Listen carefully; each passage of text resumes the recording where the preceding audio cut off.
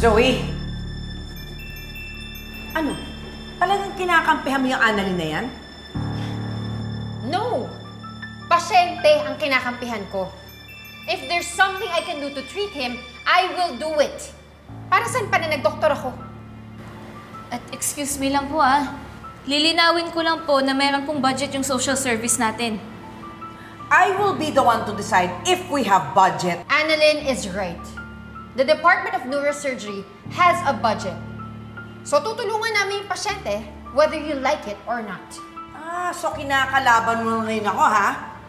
Ma'am, wala pong kumakalaban sa inyo. Ang gusto lang naman po namin makatulong po kami. Wala naman po siguro masama sa ginagawa namin. Ito yung dalawang babaeng kumuha kay Willie. Kinidnap niya yung pamangkin ko!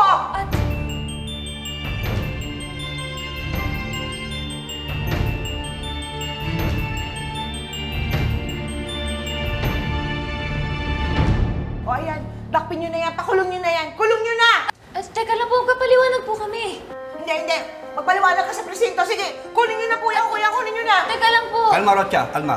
Ma'am, may reklamo po si Rocha na kinidnap niya yung pamangkin niya. Meron bang kinidnap na dinala sa ospital? Teka muna, anong sinasabi niyo? May kaso ng kidnapping ito? Ma'am Morgana, wala po kami kinikidnap. Ang totoo po kasi niyan, abused child po kasi si William eh. Siya ang lumalabag sa karapatang pambata. Gusto niyo ba isa-isahin ko yung paglabag niya? Every child has the right to basic needs. Pero ano yung ginagawa mo? Kinulong mo yung bata sa kulungang pang-aso? At ma'am, every child has the right to education pero hindi niya po pinag-aaral si William. And every child has the right to be protected from danger. Pero ikaw mismo ang panganib sa kanya. At ma'am, hindi lang po yun.